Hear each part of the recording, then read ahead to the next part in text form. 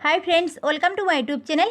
कृषि दफ्तरे कर्मी नियोग होते चले तार जन्य Indian statistics agriculture and mapping तरफ थेके नतून नोटिफिकेशन प्रकाशित होयेछे। सेई अफिसियल नोटिफिकेशन अनुयायी 5000 बेशी पोस्टे all India basis assistant managers, field officers, junior survey officer, lower division clerks, multitasking staff recruit करा हबे। এই পোস্টগুলিতে আবেদন করার জন্য কি যোগ্যতা লাগবে, এজ কত লাগবে, কিভাবে আবেদন করবেন আজকে ডিটেলসে এই ভিডিওতে ডিসকাস করব।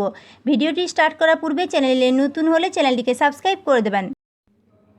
এই হলো অফিসিয়াল নোটিফিকেশন। এই নোটিফিকেশনটি প্রকাশিত হয়েছে 18 তারিখ 18/6/2022 ইন্ডিয়ান স্ট্যাটিস্টিক্স এগ্রিকালচার অ্যান্ড ম্যাপিংয়ের তরফ থেকে। প্রথমেই দেখে নেব কোন কোন পোস্টে ভ্যাকেন্সি রয়েছে।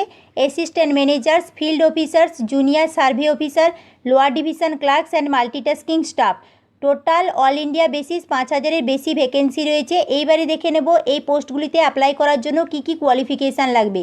অ্যাসিস্ট্যান্ট ম্যানেজার্স পোস্ট, এই পোস্টে আবেদন করার জন্য এডুকেশনাল কোয়ালিফিকেশান চাওয়া হয়েছে।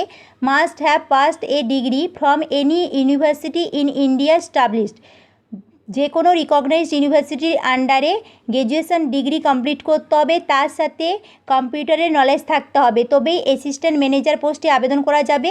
এই অ্যাসিস্ট্যান্ট ম্যানেজার পোস্টের মান্থলি স্যালারি রয়েছে 45,000।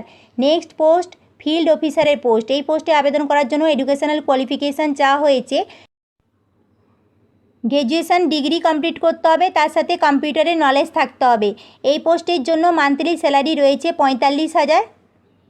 নেক্সট পোস্ট জুনিয়র সার্ভে অফিসারের পোস্ট। এই পোস্টে আবেদন করার জন্য এডুকেশনাল কোয়ালিফিকেশান চাওয়া হয়েছে। Must have passed 10th standard certificate examination or its equivalent examination. মাধ্যমিক পাস করতে হবে, তার সাথে ITI ডিগ্রি থাকতে হবে সিভিল ডটসম্যানের ওপর।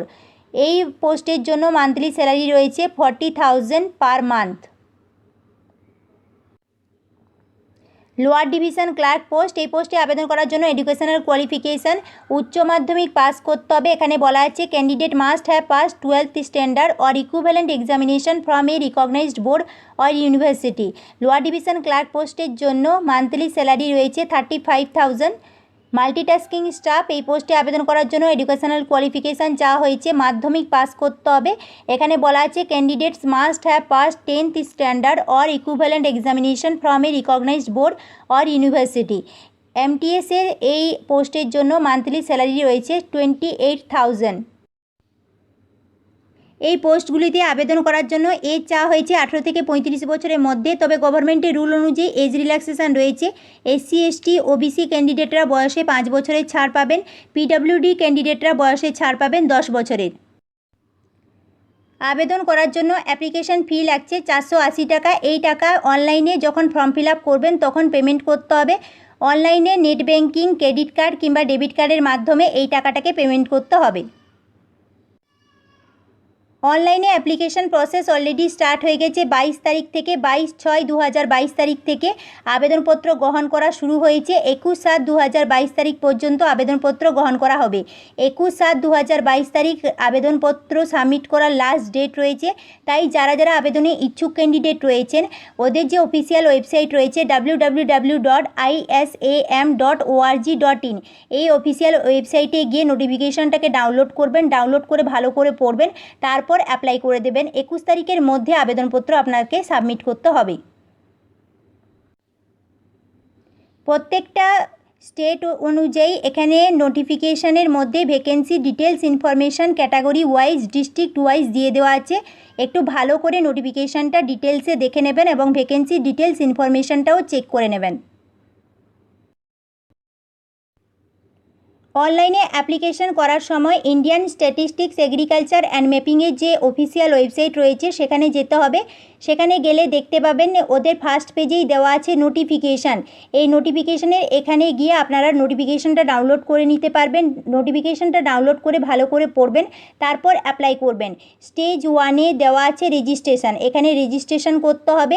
রেজিস্ট্রেশন করার পর তারপর ফিস পেমেন্ট করতে হবে। ফিস পেমেন্ট করার পর তারপর স্টেজ 3-তে অনলাইনে অ্যাপ্লাই করতে হবে। অনলাইনে অ্যাপ্লাই যখন কমপ্লিট হয়ে যাবে, স্টেজ 3 কমপ্লিট হয়ে যাওয়ার পর স্টেজ 4-এ ডাউনলোড অ্যাকনোলেজমেন্ট, এখান থেকে আপনারা অ্যাকনোলেজমেন্টটাকে ডাউনলোড করে নিতে পারবেন।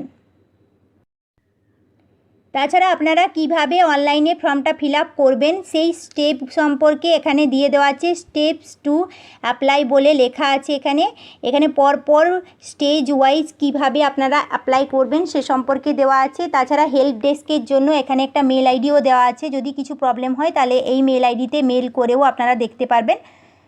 আবেদন করার লাস্ট ডেট 21 তারিখ, 21/7/2022 মধ্যে আবেদনপত্র সাবমিট করে দিন। এটা কিন্তু কোনো সেন্ট্রাল গভর্নমেন্টের আন্ডারে জব নয়, বারবার বলে দিচ্ছি, অ্যাপ্লাই করার আগে ভালো করে একটু ক্ল্যারিফাই হয়ে যাবেন।